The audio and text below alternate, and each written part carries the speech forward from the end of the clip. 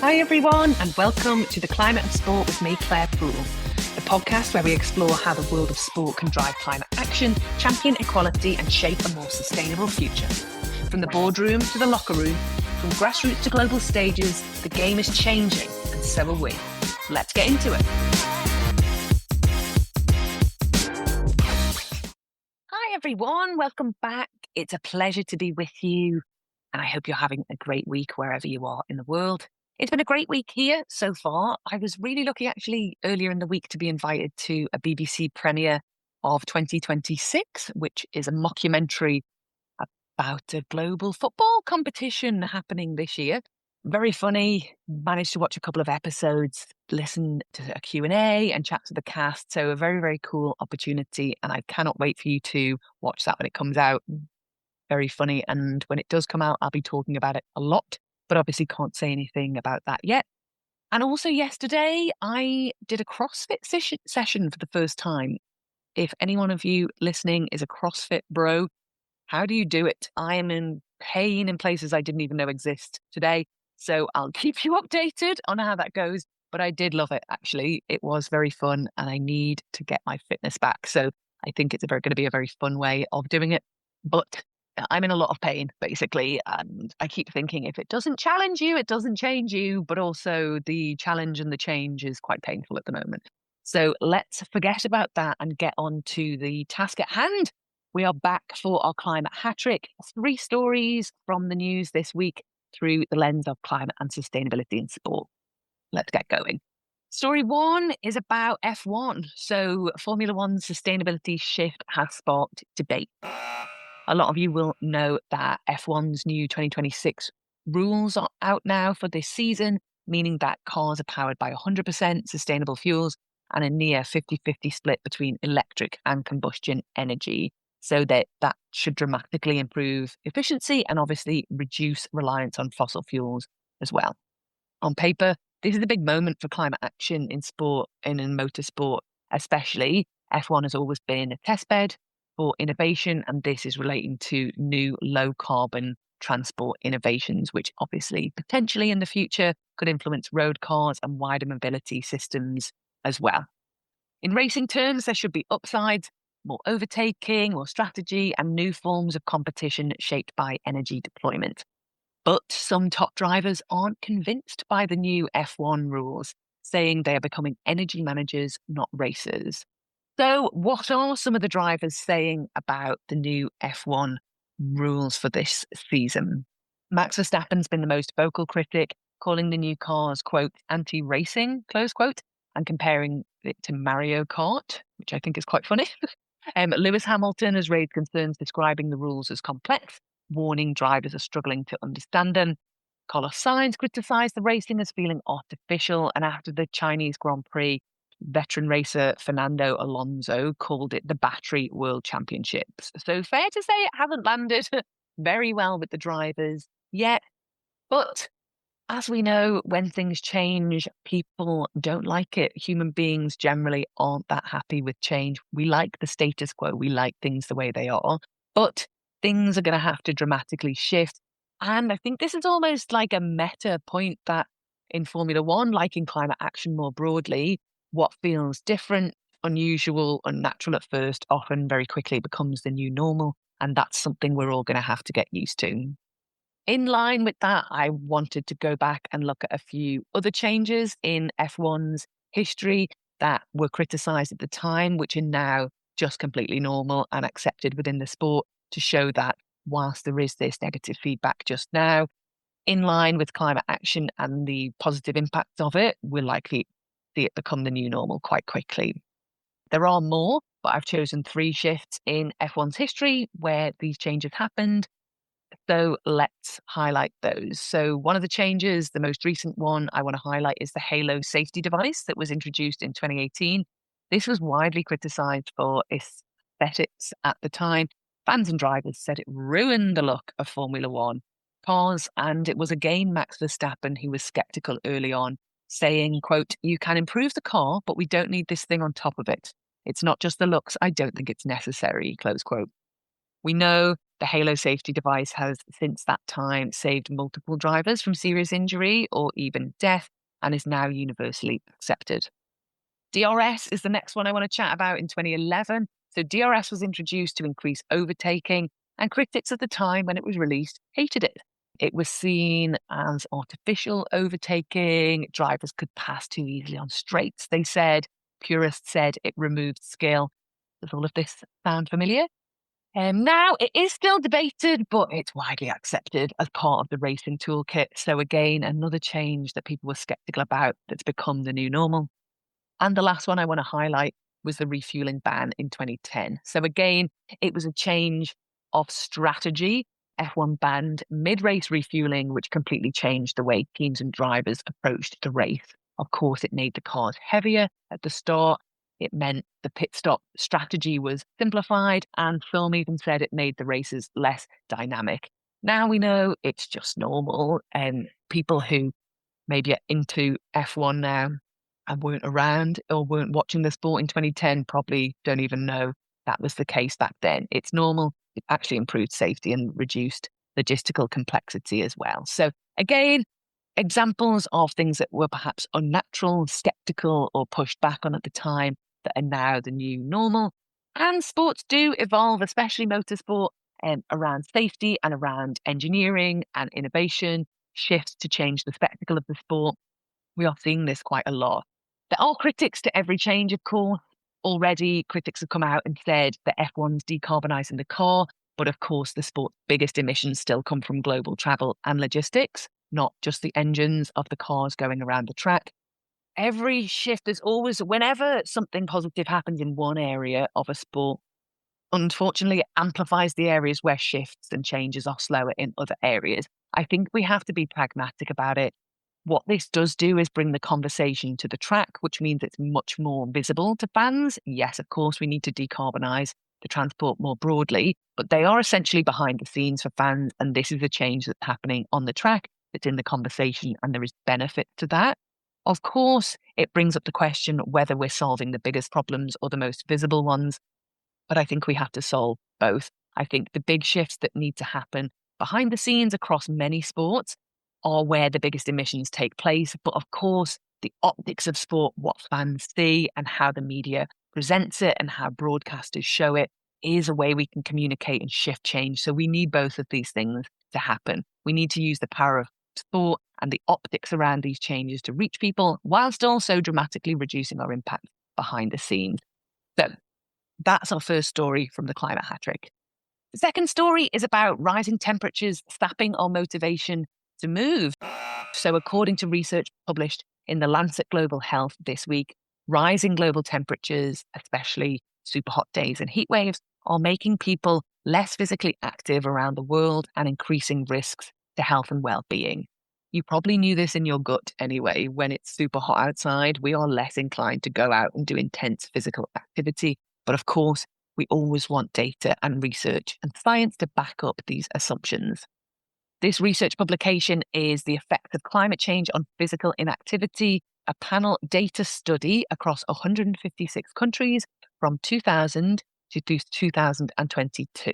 Brought to us, thank you to Christian Garcia Witulski, Mariana Rabasa, Oscar Mello, and Juliana Hello Sarmiento.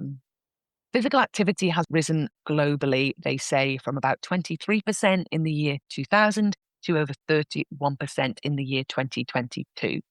So these rising temperatures alone are undermining and could even reverse the WHO, the World Health Organization's target of cutting physical inactivity by 15% by 2030, which is their goal. Of course, as the planet warms, physical inactivity is rising. And sports bodies, from our perspective, need to adapt. Fewer active people mean a smaller talent pool in the future. And of course, there is a much wider societal systemic issue of bigger health burdens on our economies. The research had some recommendations, so I'm going to share those now and then connect them with perhaps some more direct sporting shifts that we can do. So the research recommends integrating heat risk messages into exercise guidelines. That's great more broadly. And for us in sport, making sure heat risk messaging is part of match day and communications Competition communications is really, really important. A lot of sporting organisations are already doing that. A reminder that we must integrate it and make sure it's very visible. The second recommendation from the report is to direct climate finance towards shade-rich active transport corridors, which is quite difficult to say. Again, as it relates to sport, if you've got a venue or infrastructure in your community, can you use that footprint to support shade-rich active transport corridors in the area between public transport and your venue? Or can you connect with your local authority to invest in shaded walking or cycling routes, connecting sports facilities, connecting with public transport or around your facility? That's going to help not just your fans or participants in your sport, but also the community more broadly. And it could be in line with these general recommendations. The third one is subsidising cooled exercise facilities for at-risk populations. So again, have you got facilities that aren't always in use that you could perhaps offer discounted or free access to older adults, vulnerable communities or children during these heat waves? So that could be indoor climate controlled gyms, pools or courts for people to get involved with. Great for supporting your local community and part of the wider effort of supporting, especially during these super hot days or heat waves that we are experiencing more and more. And the last one, enforcing robust occupational heat safety standards. So for sport, we often think about our athletes competing in these super hot days, but we of course cannot ever forget about our workforces. So around either sporting competitions, sporting games or participation, you have coaches, referees, ground staff and volunteers who aren't at the peak potentially of their physical fitness like our athletes, but who have to work or stand outside in very, very hot conditions for long periods of time. So how can we make sure the education is there, the risk assessments are taking place, and emergency response to heat exposure is communicated to our workforces who sit around our amazing sporting events as well. So great to think about that. And a reminder, honestly, that extreme heat and the risks of that are never too far away from our sporting context. The last story of the climate hat trick is Cold Hard Proof, testing resilient meals at RA 2026. So this is about Food for White Winters, which is a pilot sustainability project launched by the FIS, the International Ski and Snowboard Federation, at the 2026 Alpine World Cup in RA. So it brought together athletes, climate scientists, chefs, and sustainability experts to test planetary health diets designed to both fuel performance and reduce climate impact. The first meals were presented at the World Cup in March 26. So at selected restaurants, athletes, coaches, conference guests and volunteers were served these meals, which were designed to meet high performance nutritional needs as well as reduce environmental impact. Initiatives around food, always a good idea. About a third of all human-caused greenhouse gas emissions are linked to food production, according to the UN. So it's a great area to focus on. And the menu is based on the Eat Lancet Planetary Health Diet principles, designed to stay within ecological limits whilst meeting elite athletic nutritional needs. The results are going to be published later this year, but it's great to see that this sort of activity is happening. Is it groundbreaking? Yes and no, I guess. Yes, in the fact that this is scientifically proven, it's about nutritional science, and it seems to be measurable, which will be great to see the reports on. Of course, more generally, we are seeing food becoming a bigger part of the conversation in sport. We're seeing the rise of plant-based food options available and more athletes talking about their nutritionally dense plant-based lifestyle. So not groundbreaking overall, but what I really like about it is most sports sustainability plans that I've seen don't yet systematically address food at scale. There's lots of good examples, but we can probably see more. And a lot of environmental initiatives in sport can be framed as either a sacrifice or a cost center. So like less travel, less energy, and more recycling, those sorts of things, which are really important. But we need to reframe some of this stuff as flipping the script in terms of the benefits. And this could be a good example to look at and point towards, because it shows that these sustainable diets are supporting elite performance, not taking something away. Lastly, it's a statement of, it's not just a statement of intent. A pilot project was implemented at a major sport event got measured impact reductions, and it's framed within nutritional science as well. The Eat Lancet principles have been adapted for sport. So we don't know what the outcomes are going to be just yet. So it's not perfect. It's not complete. It does seem to be practical. It does seem to be measurable. And hopefully it is influential, especially with engaging athletes, fans and sport leaders around climate action. So they are our three stories in this week's Climate Hat-Trick. Again, they are Formula One's sustainability shift is sparking debate. Rising temperatures are sapping our motivation to move, and cold, hard proof around testing resilient meals at RA 2026. Now it's going to be over to our leadership stories again for this week. You'll know our next guest very well as one of the global leaders in sports sustainability. Formula E continue to push boundaries when it comes to sustainability. So why not listen to my chat now with Julia Palle to learn more about how they became B Corp certified. Enjoy. So today we are really, really delighted to be joined by Julia Palle, who is Vice President of Sustainability at Formula E. Julia is one of our most visionary leaders in the global sport and sustainability space. Your reputation precedes you, Julia. If there's anyone who's listening to this who doesn't know you, what have they been doing? But how are you? Welcome. Thank you so much for having me, Claire. Always a pleasure to, be chatting with you, and yeah, grateful for such a wonderful intro.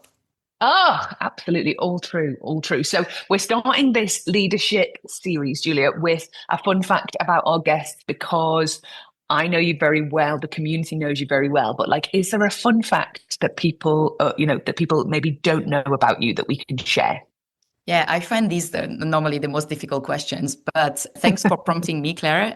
So my fun fact will be that maybe most of the people don't know that I'm a keen kite surfer. I am, for those who know a little bit of kite surf, about kite surf, I have my autonomy license, so I can rent the gear and go basically, up and downwind on my own, which is such a beautiful feeling. I love skiing. I think a lot of people are lucky and privileged to be able to ski, but kite surfing takes it to a slightly different level in terms of what it takes to learn the technique and be able to practice it. I started learning basically wakeboarding, and I thought it was utterly basically inefficient to be dragged by a boat, or sustainability fiber is everywhere. And I was like, I just can't basically cope with that. So I decided to kite surf because I wanted the power of the wind to be able to drag me. I love it. That's so cool. And I know you do practice a lot of sports, right? But kite surfing is a particularly special one. So that's very cool and something I didn't know about you. So thank you for kicking us off with that. Right, I'm going to give a little intro for those who are coming fresh to the pod and aren't familiar with your work already. So I'm going to give a little précis and then we're going to dig into it, because having you on the podcast around leadership is aligned with the very exciting fact that very recently Formula E were accredited as a B Corp. So congratulations, first of all, on that. Thank you. It's a wonderful milestone, I think, for Formula E and for all the work that we've been. I think it's really also the reflection of the consistent efforts that we've been putting in trying to continually improve and always be ahead of the game when it comes to the different certifications and accreditations that we could take. So yeah, it's a wonderful milestone. Yeah, very, very cool. So for those who don't know, Formula E launched in 2014 and is one of our sports that is designed to use sport as a really powerful force for positive change, obviously focusing on electric powertrains and very specially having city centre races to minimise infrastructure and bring racing closer to people. So it's an incredible sport. If you're not already a fan, this is your sign to go and get involved because it's incredible. So as Julia mentioned, Formula E has won loads of awards already, really leading from the front in this work, obviously with its DNA so mapped around sustainability. So Formula E were a founding member of UN Sports for Climate Action Framework, or ISO 2012-1 certified. You were the first sport organisation, Julia, to be certified around BSI's net zero pathway, which was huge. The first championship to get the highest 3-star FIA environmental accreditation. We can go on. The awards are incredible. But obviously you've come to news with us with news about the B Corp cert. So just again, for people who maybe aren't aware, B Corp certification means basically you go through a process and you reach the highest standards of social and environmental performance, transparency, accountability. And it's all about balancing purpose with profit and considering all stakeholders, including those who work for you, people in your community, customers, as well as the environment. So not just, it basically shows that your organization is not just about shareholders, which is very cool. So Formula E is the first global sport to reach this accreditation, but of course, we must shout out other sports who've been doing this work. So North Melbourne Football Club was the first Australian sports team to achieve B Corp status last year. Royal Union Saint-Gilloise, a football club in Belgium, was certified in 2023. And like heaps of apparel companies that you'll recognize, like Patagonia, Burton Allbirds, and our friends at Hilo Athletics have got this as well. But very interestingly, Julia, we want to get into it a little bit, but all of these organizations sort of within sport in a small way or in the sort of sport ecosystem have gone through this, but their structure is probably much more boundaried than yours, right? Formula E is global, it's so big. So I'd love to hear a little bit from you about the process. And you've got all these awards and certifications that I've reeled off already. So tell us a little bit about the process and why you keep going for these, really, really difficult, let's be honest, standards and accreditations that take heaps of work. Yeah, so, I think everything started roughly 2 years ago with B Corp. When we changed our CEO, when Jeff arrived with this vision and this idea of B Corp. Obviously for the thoroughness and the substance of the process and hopefully the certification, but always the way we look at it is basically what is it that it will bring to us and help us improve. And if all goes well, we've got the reward of the certification, but also because B Corp, I think, has achieved something that most of the other certifications, which are wonderful, are not necessarily the strongest at, which is the marketing side. And right. Obviously, it brings benefit in terms of it sends a very clear and strong signal to our audiences and our fans. And because our mission is really to inspire people living a more sustainable lifestyle, B Corp is a movement. And B Corp, gives a signal in your everyday life on how you can choose more sustainable product. Well, go and buy basically a jacket at Patagonia. This is wonderful. You'll be able to have it repaired until the end of your life. Or go and purchase, I don't know, like a Ben & Jerry ice cream. It's going to be manufactured in a more sustainable way. So that was the number one. And then the number two is that the power also and the beauty of B Corp is that you join a community. And we are constantly trying to be surrounded by like-minded businesses because that's how we believe we're going to grow really the series, the scope, and basically get new teams, partners, sponsors, suppliers on board. And that's also why we looked at B Corp as a fantastic opportunity, because we really believe that the next collaborations are going to be probably discussed and achieved within that community. Yeah. And tell us a little bit if you can. It sounds like Jeff arrived and then that's when this journey started. You said 2 years ago.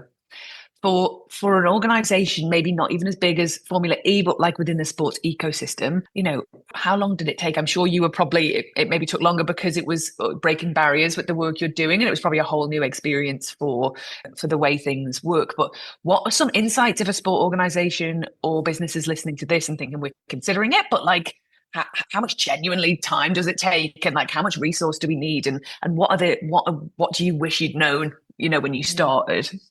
Yeah, so obviously when we started conversations with B Corp 2 years ago, I think it was a joint opportunity, but also a joint challenge. They had never worked with a global sports organization. And obviously, for the sports community, we know that the way we operate is really unique and really specific. So it was a good learning opportunity for them to try and see how this standard would apply or not really apply to the reality of a global sports organization.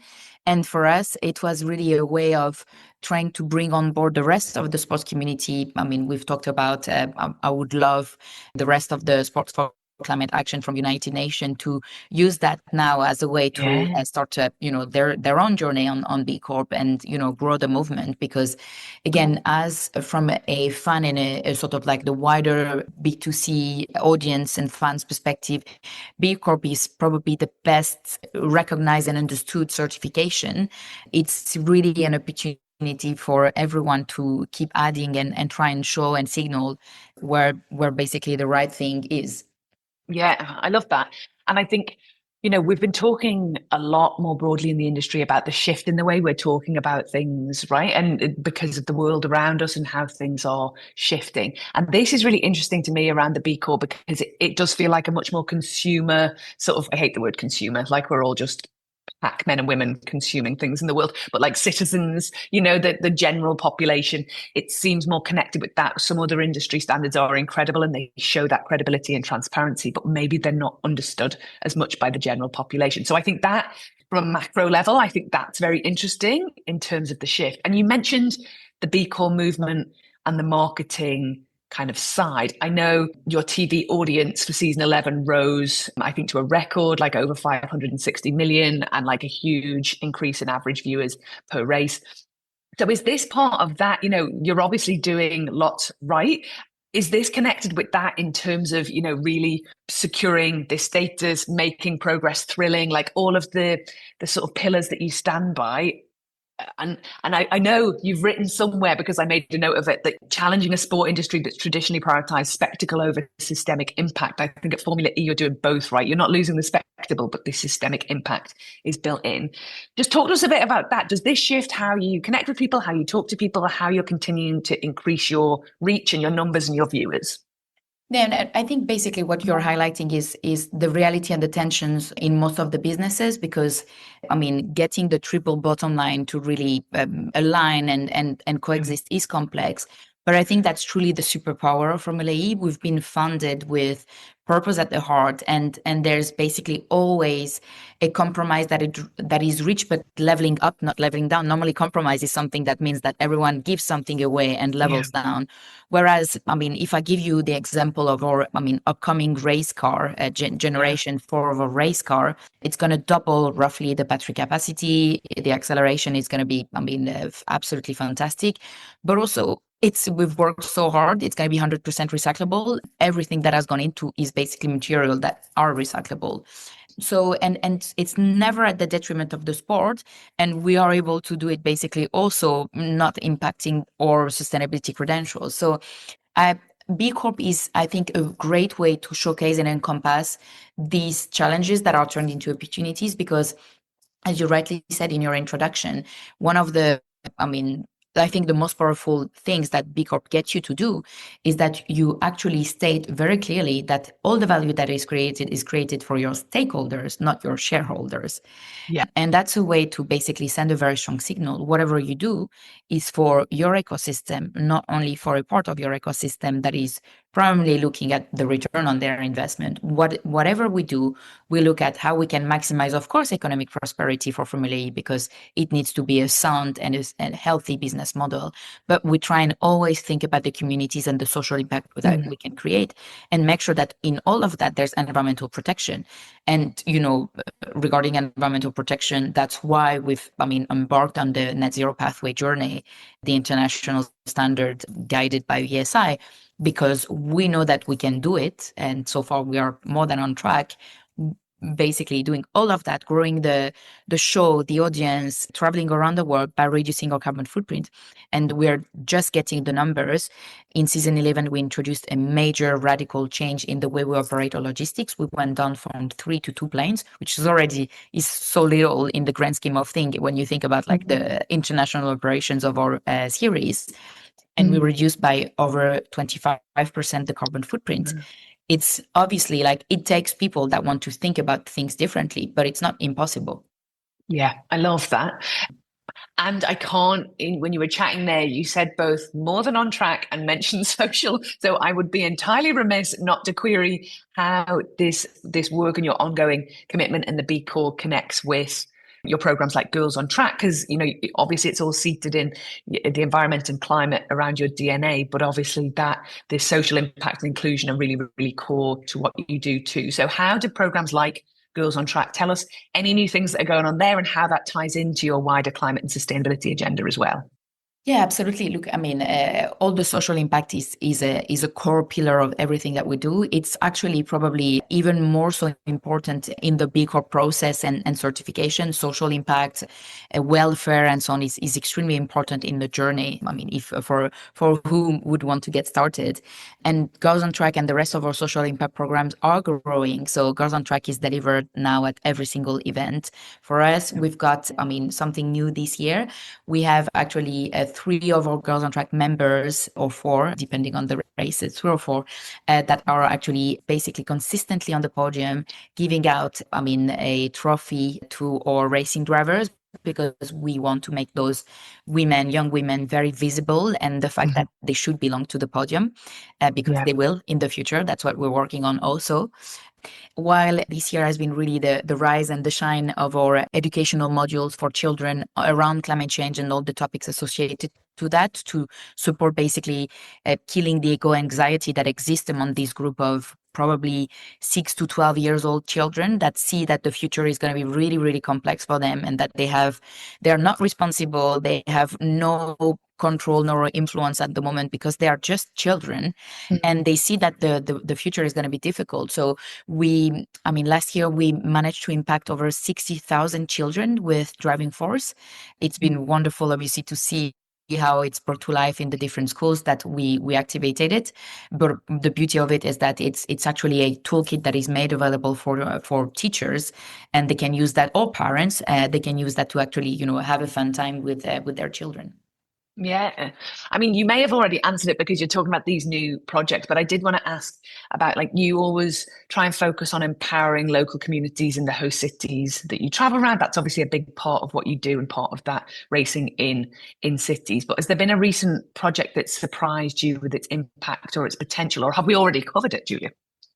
No, I think, look, we keep going and developing all our social impact programs. Girls on Track is one that we want to keep developing, because unfortunately we're never able to host the amount of hundreds of girls that are trying to apply and come to the program. So we're thinking about a way to be able to create some online available resources. That's what we're working on, Okay. because we want the community to be as broad and wide as possible. As I alluded to, and I cannot go really in the details, but we're working hard really on nurturing the next generation of female drivers. I mean, we've discussed a few months ago about the women test that we've conducted for the second year in a row ahead of basically the season starts. And we have a rookie test in Miami where at least two of those super talented female drivers are going to be joining us, Fantastic. which is so exciting. So that's probably, like the what's new, what's to expect is basically this real push on Mm. making sure that we provide equal opportunities to those talented female drivers. And when I say equal, is that they drive the same cars, which you will see in you won't see anywhere Mm. else. Arguably, there's a pyramid in motorsport to get you to the very top.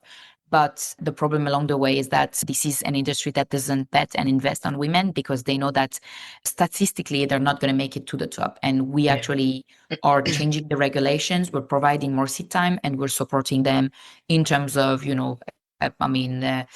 making sure that they will have, the right revenues, but also the right exposure to Yeah. support the ongoing income, because Mm. it's a sport that requires a lot of investment, and we are acutely aware of that. Yeah.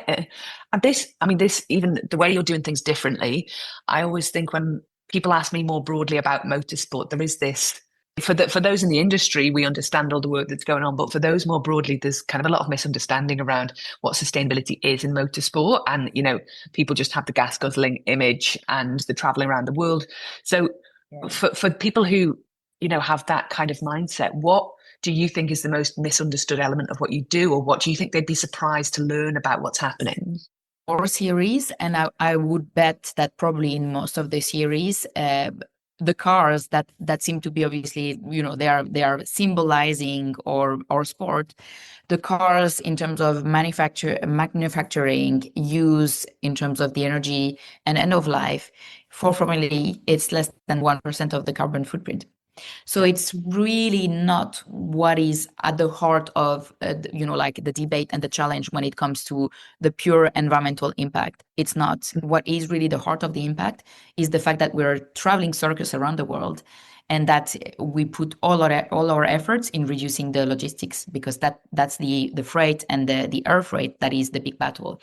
And that's why we are really working with, visionaries like DHL. They've been really pushing the innovations and so on. And they have a shared commitment by 2050. They're aiming to be net zero too. And so they are obviously trying to push their own company and their own industry to innovate. And we all know there's no silver bullet. SAF, sustainable aviation fuel, is one of the options, but we know that SAF is not, the only solution, and cannot be the only solution to be adopted. So it's really what is more important to focus on. Yeah, absolutely. So thank you so much for so much great intel, so much rich information there. And I guess my last question, Julia, because it's the theme of this series of the climate of sport, what does leadership in this space mean to you when you hear like, oh, they're leading, or I say to you, you're leading? Like, what does that conjure up? What does it mean to you? For me, leadership is about making sure that you're constantly challenging yourself, trying to be better. I use this sentence very often. A couple of years ago, we were at a race at a conference organized by actually a DHL or logistics partner. And this team principal was number 2 on the grid. And he rocks up on stage and introduces himself saying, "I'm the first of the losers." And I think that's what I mean by leadership. It's really about continually pushing yourself, going above and beyond. And the competition is not so much with the others, it's with yourself, because we are passionate about like getting better, always getting better. And the mindset of all these certifications, starting with ISOs, the net zero pathway, B Corp today, is about continual improvement. And that is really the heart of leadership. I love it. Well, we're so delighted to chat to you, and congratulations on the B Corp Cert, which is absolutely huge. And thank you for your continued leadership in this space. I think there's always so much going on, so much to learn, and really providing a blueprint for others as well in terms of what's possible. And love that you've got ideas about how more sport could go down this path. And I'm sure we'll hear lots more about this. But congratulations and huge thanks to Julia Palle for joining us. Thank you so much, Claire. It's time for the quickfire round. Race weekend buzz or race-free weekend relax? Buzz. Energy efficiency or outright performance? Energy efficiency. In-season innovation or long-term regulation change? Both. I knew that was going to be both. I'll give you one of them. Both is cool. Otherwise, I'd be like, why? What matters more, data or culture? Culture. Progress or perfection? Progress. Optimist or realist? Optimist. Move fast and fix, or move carefully and prove on the way? Move fast and fix. I love it. Always. Exactly what we wanted to hear. And I knew you were going to go for both around innovation or regulation, because we need both. Exactly. This is the hard one.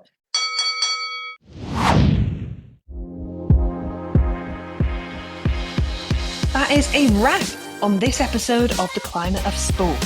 If this got you thinking, send it to the group chat, send it to your team or someone who cares about the future of the game. Follow, subscribe, and join us next time, because the biggest wins aren't just on the scoreboard, they're out there for the planet too. See you on the next one.